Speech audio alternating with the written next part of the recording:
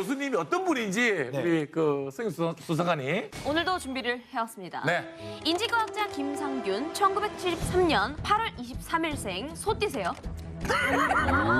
소띠세요. 자, 서울 출생. 인지과학뿐만 아니라 로보틱스, 산업공학, 교육공학 등 다양한 분야를 섭렵. 멀티플레이어로서 과학계의 박지성이라 불리는 남자. 두 개의 심장, 바운스 바운스 뜨거운데. 그저 넘사벽으로밖에 안 보입니다. 자, 평소 버스간이 자차로 출퇴근하시지만 최근 메타버스에 빠져서 매일 올라가고 갈아타고 하시는 중입니다. 이상입니다. 예. 그 인지과학하고 네. 통신하고 뭐 연관이 있습니까? 인간이 통신한다는 게 우리가 기계로만 통신하는 게 아니라 마음이 연결되는 게 가장 중요한 거잖아요. 텔레파시. 예. 우리가 전화를 거는 이유도 마음을 전달하려고 거는 맞아요. 거거든요. 네. 그래서 저는 이 통신이 물론 뭐 전자공학, 전기공학 쪽이긴 한데 인간의 마음도 굉장히 연결되어 있다. 네. 저는 그 측면에서 말씀을 드리려고 나왔습니다. 자, 그럼 이제 우리 상균이가 오늘 그 통신에 대해서 어떤 이야기를 해줄 거니? 오늘의 이야기 주제는 호모 커뮤니쿠스. 인간은 과연 통신의 동물인가? 그러니까 인간을 지칭한 학명이 뭐 사피엔스도 있고 호모 파베르도 있고 여러 가지가 있는데 그 중에 하나로 소통과 통신에 집착하는 인간, 호모 커뮤니쿠스. 오늘 이 이야기를 해보려고 해. 그 중에서 이제 오늘은 순서를 첫 번째 오케이. 원지부터 한번 이야기를 해볼까 해. 원지. 자, 그럼 여기서 깜짝 퀴즈. 과연 거기서 지는 무엇의 약자일까요? 시대를 말하는 거. 제너레이션, 세대. 원지는 아마 여기서 호동이는 알고 있을 것 같은데. 상균이 근데 원지가 그럼 정확하게 몇 년도에 나왔는데? 호동이랑 비슷한 그 호돌이가 나왔던 88 올림픽 때. 그때 이제 나왔던 게 원지의 시작이지. 400만 원. 400만 원. 그 당시 400만 원이면. 서울의 전셋집이 400만 원. 어머. 그 정도가 이제 얘 30분 통화하려고 하면 10시간을 이제 차분히 기다려야 돼. 10시간. 그 정도의 아주 놀라운 전화가 얘였지.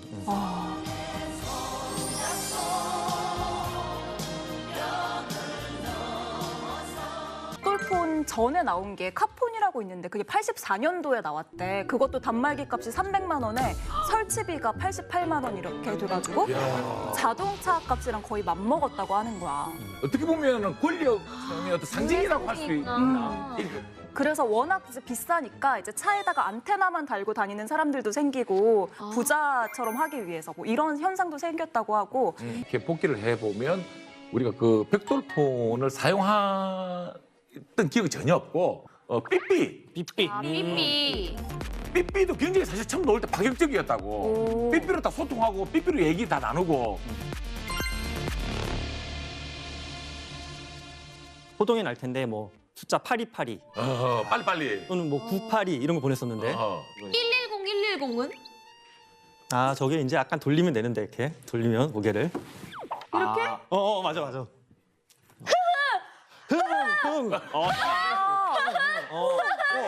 삐졌다고. 어머, 너무 귀엽다. 660은 뭐지? 660. 저게 이제 66이 또 약간 쌍비읍 쌍비읍의 아주 은큼한 거 다 했구만. 전화를 받을 수도 없는데 그거를 기억나나? 시티폰.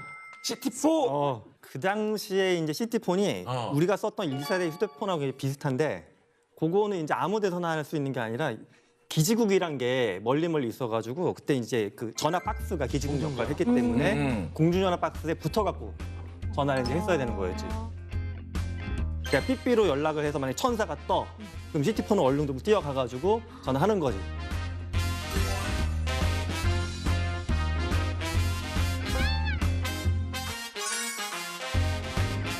그 시티폰 다음에 나온 게지. 투지폰. 근데 그거부터가 이제 투지로 들어가는 투지. 어. 요거 이거. 이거 광고 대단했다고 이거. 요 전화기 다 기억하자 이런 것들. 그러니까 이거를 이제 우리가 다 알고 있는 거고 소유하고 있었던 거기 때문에 이때부터 진정한 통신의 민주화가 시작됐다. 모두가 쓸 수 있는 전화기 이렇게 정의할 수 있지. 통신의 민주화라면 좀 이렇게 좀 뜻을 풀이해주면. 처음에 요거는 이제 사장님이 딱 해서 김 기사하고 뒤에 앉아서 전화를 걸었던 거니까는 권력형 통신. 그런데 요거는 이제 뭐 학생들이나 누구나 집에 가다 전화할 수 있고 버스에서 전화할 수도 있고 하는 게 누구나 쓸 수 있는 거. 그러니까 누구나 참여할 수 있는 게 민주주의라고 하잖아. 그러니까 내가 통신에 참여할 수 있다. 그러니까 얘는 통신의 민주화가 됐다. 이때부터 이렇게 볼 수가 있지. 이때만 하더라도 해외 기술력을 많이 가져다가 이렇게 좀 이렇게 사용할 때죠. 그렇지. 예. 근데 카피폰이라고 해가지고 카피폰. 껍데기는 이제 우리 건데 어. 이제 내부는 사실 남의 거. 근데 우리나라가 만들었던 과거에 보면 뭐 TV도 그렇고 라디오도 다 그렇게 시작을 했었고 전화기도 그렇게 시작했었지.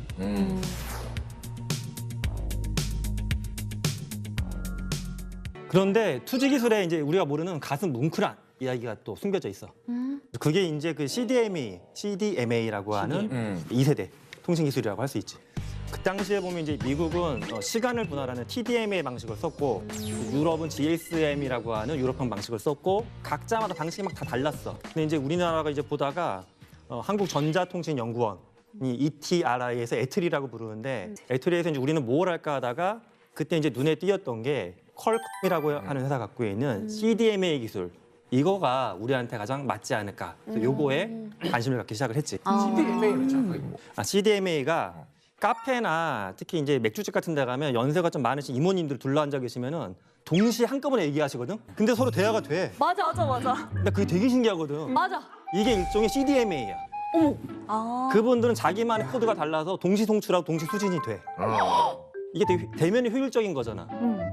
그러니까 TDMA라는 방식은 뭐냐면 우리가 지금도 이렇게 돌아가면서 이야기하잖아. 적절히. 같이 얘기하면 오디오가 물리잖아. 맞아. 그러니까 쉽게 얘기하면 TDMA는 돌아가면서 말하는 거, CDMA는 동시에 이야기하는데 서로 전파가 날아가는 거. 더 이상 쉽게 설명할 수가 없어요.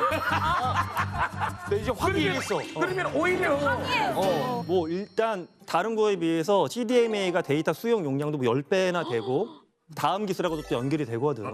해외 기업과 그러면 완전히 손을 잡고 개발한 거네. 그치, 처음에는 완벽하게 우리가 스스로 만들 수는 없으니까 근데 거기랑 이제 손을 잡고서 CDMA 기술을 만들어낸 거지.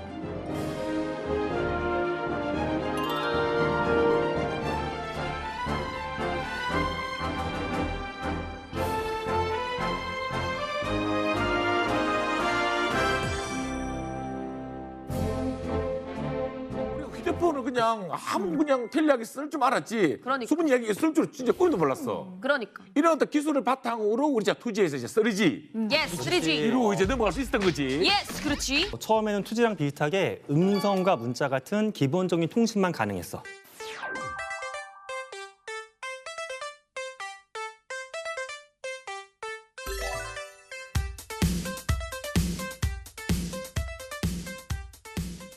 근데 어느 날 혁신이 일어났지. 재밌다. 짜잔, 요거. 기억나지, 요거. 요거부터는 알지. 딱 뒤에, 뒤에 거꾸로 이렇게. 뒤에 한입 베어물은 앙. 요게 나온 게 정확히 2007년도 6월. 일단 그러면 3G부터 일단 스마트폰이 탄생한 거네. 그렇지.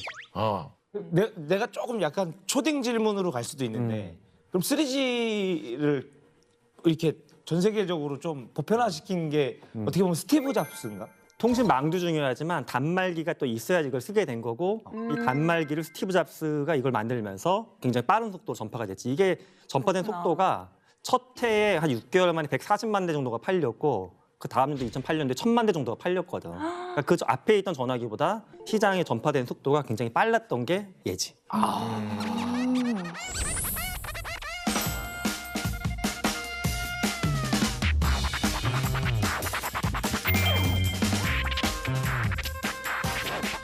근데 가기 전에 한 가지 짚고 넘어가야 될 좀 아픈 역사가 있지, 우리한테. 아픈 역사가 뭐지?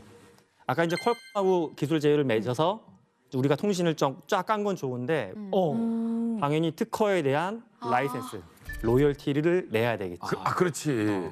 이게 생각보다 꽤 비쌌어. 얼마? 벌면은 그것의 35% 퀄컴이 다 가져가는 거야. 35%. 그러니까 우리 입장에서는 이게 이렇게 우리가 사업을 잘하는 것도 중요하겠지만 원천 기술을 확보하는 게 또 굉장히 중요하구나라는 거를 그때 퀄컴하고 일을 통해서 뼈저리게 또 배운 거지. 돈을 많이 벌면 벌수록 나가는 게 더 많아지는 거네. 그러니까 우리만의 기술이 필요하다. 그래야지 이제 국가적인 이익도 되고 기업들도 성장할 수가 있으니까. 그걸 배운 시대지.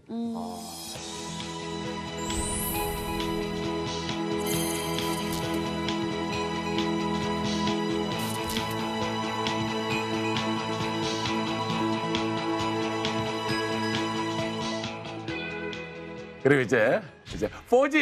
오케이, 렛츠 고 4G. 포지는 일단 속도가 만만치 않을 걸. 속도하고 용량에서 이제 굉장히 진일보했지.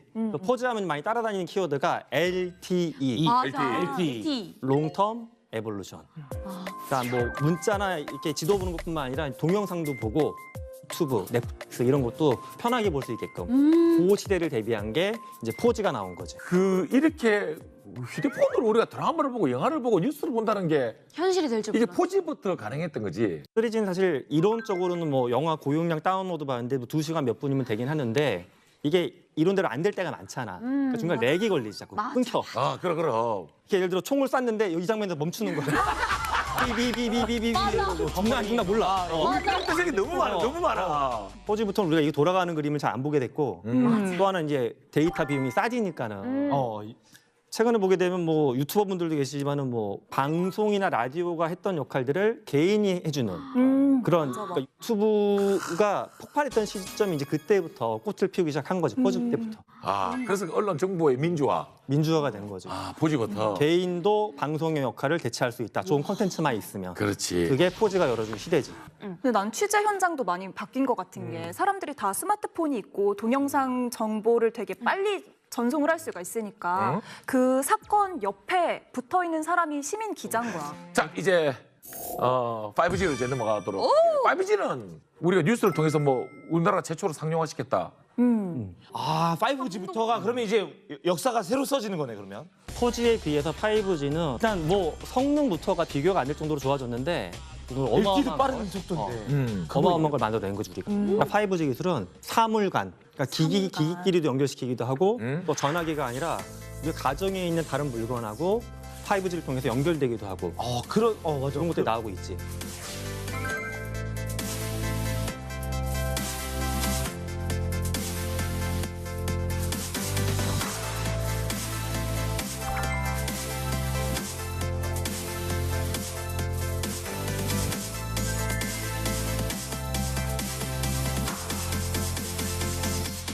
그리고 또 5G를 통해서 우리나라에서 최초로 뭐 상용화된 뭐 이런 뭐 기술들이 있을까?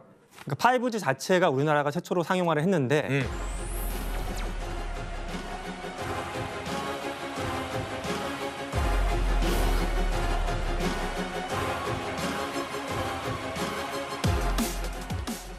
사실 그 상용화 되기에 있었던 뒷이야기가 이건 영화도 이거는 말이 안 돼. 정도로 너무 긴박한 긴박한. 이야기가 뒤에 숨겨져 있지 또.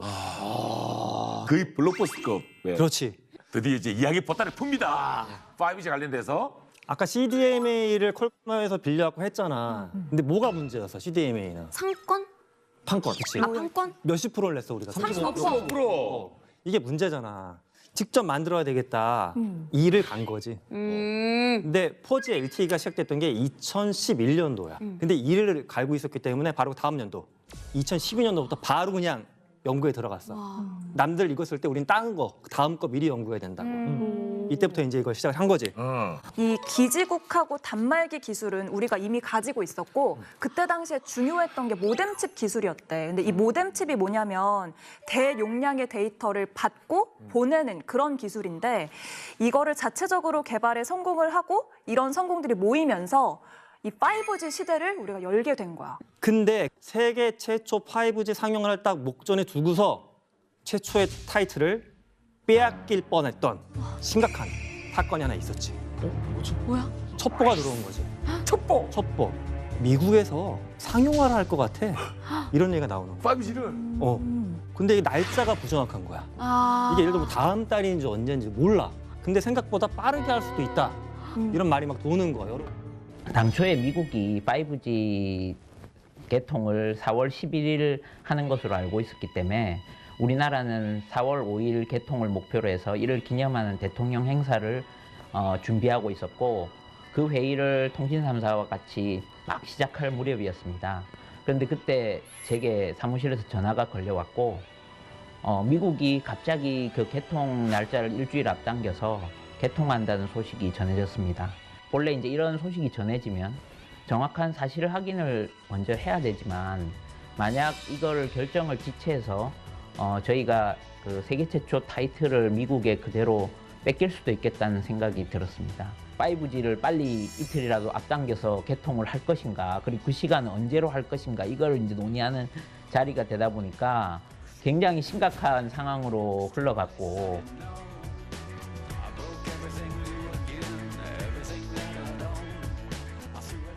논의가 밤까지 이어져가지고 밤 11시에 전파를 쐈어. 최초 가입자가 있었고 오. 전화가 터지나 안 터지나. 전화가 터졌을까 안 터졌을까. 터졌을 것 같아. 빵빵 터졌지. 성공을 한 거야. 그래서 대박이 난 거야. 대박. 그리고 그 정보는 그 미국 첩보가 근데 또 사실이었어.